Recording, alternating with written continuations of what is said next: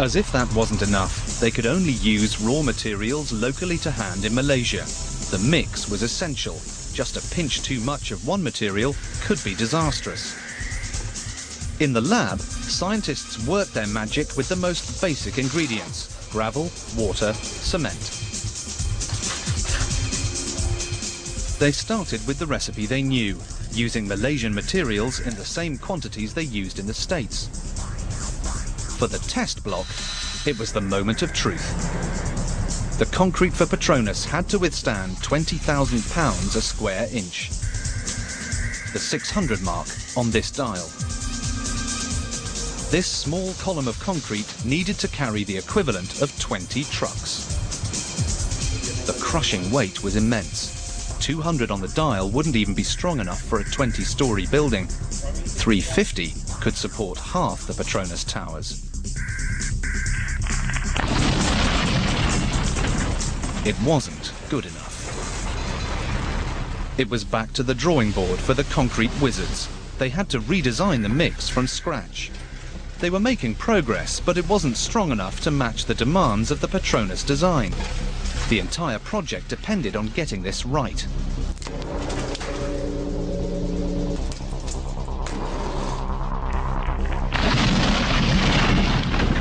They tried high-tech additives such as silica, left over from computer manufacture, which reduced air bubbles in the concrete, making it stronger. It was their last hope. Finally, success. The team were delighted. They had their super strong material. And they needed it. A concrete Petronas Towers was going to be twice as heavy as a steel one. With the concrete problem solved, the teams threw themselves into the race against time. Constructing each floor was a logistical nightmare. Up to 2,000 workers, tons of concrete and heavy equipment, all moving in perfect harmony. It was a complex process. Build the support pillars, lay the floor, move on up to the next level and repeat the process all over again. As the floors rose, the outside of the building was laboriously slotted into position, an enormous 88-story jigsaw puzzle. The complexity was immense, but things seemed to be going well. Then, a batch of the super strong concrete went for routine testing, and it failed. Concrete being delivered to the building wasn't strong enough. Somebody hadn't stuck to the recipe. So, the vital question, had any of the dud batch already been built into the towers? Work came to a dead halt. If they went ahead with the wrong concrete, the results could be disastrous. Krish Krishnaswamy had the tough job of making sure the concrete lived up to its exacting specs. If they had to rip the towers apart, it could mean financial meltdown. Oh, there were a lot of disagreements, a lot of arguments. Further investigations were slightly more encouraging. The bad concrete had only been laid on one floor. Krish Krishnaswamy ordered the contractors to rip it out and start again.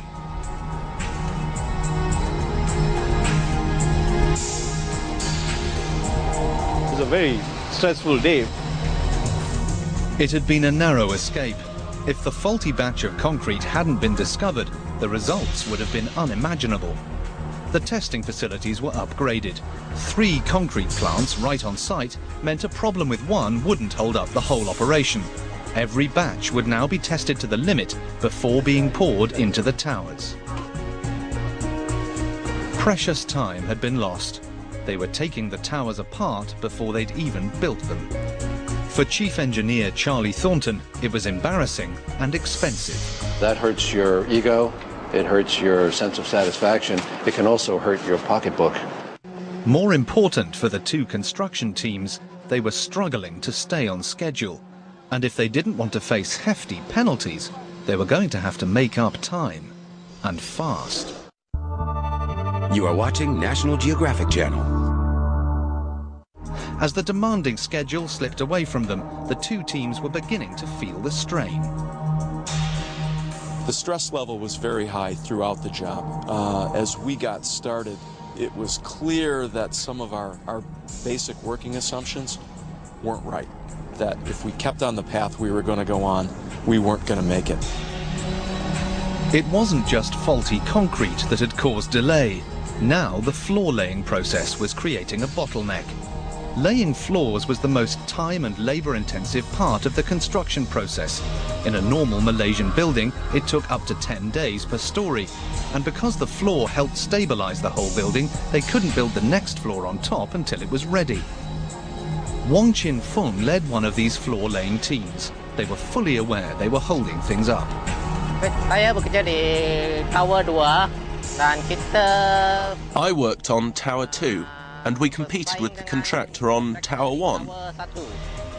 Jadi tiap hari semasa kita datang ke So every day when we went to work, we had a look at what they had done on Tower 1 and what we'd done on Tower 2. apa yang kita sudah buat di Tower 2. They redesigned the flooring system from scratch to speed it up. They pushed the cycle time down to 4 days, but that didn't make things any easier. They still had to go over to 24-hour working, 7 days a week. It became the site that never slept. Long hours took their toll. Oh, we had to work 7 days a week as well, you know, and that was all. We dedicated the 2 years of our lives, you know. The superhuman efforts started to pay off. Construction was at last back on track. Bob Pratt's Tower 1 stood at 64 floors. John Dunsford's Tower 2 still lagged behind at 60. The race was on. They were now more than 300 meters up, towering above every other building in the city. Tiredness and stress led to mistakes. The Petronas Towers site was one of the safest in the world. But working almost a third of a kilometer above the Earth, the slightest error could be fatal. Even with the best safety precautions, it was an awesome height. Slender scaffolding, hard hats and safety ropes were all that stood between workers and the immense drop. Even the most experienced could find themselves paralyzed by fear. So I looked down. There were 42 levels below me. If we fell down, we'd fall 42 levels straight down. Mid-1995, 18 months to go. As the towers took shape, they began to dominate the Kuala Lumpur skyline. Beneath the skywalkers building the exterior, attention now turned to the inside of the towers. It wasn't enough to build the walls. These had to be living, breathing buildings. The complex was to consist of offices, a shopping centre and an 800-seat auditorium, with 10,000 people using the towers every day. The biggest challenge was getting them where they wanted to go. Elevators take up a lot of space, something the slender Petronas Towers didn't have to spare. The core of a building like the Sears Tower would take up a huge proportion of the floor space of Petronas. They needed a radical new solution. To solve the problem, they brought in Otis, the company who literally invented the elevator. They went for high-speed elevator cars, but they couldn't make them run as fast as they'd like to. People in Asia don't like to go as quickly as Americans. They still needed 4 times the space they had available. It was a real headache for the engineers.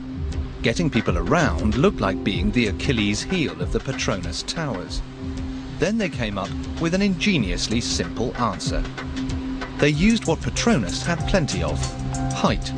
They stacked 2 elevators on top of each other, double-decker cars. When people enter the towers, they choose whether they're going to go to an odd or even floor.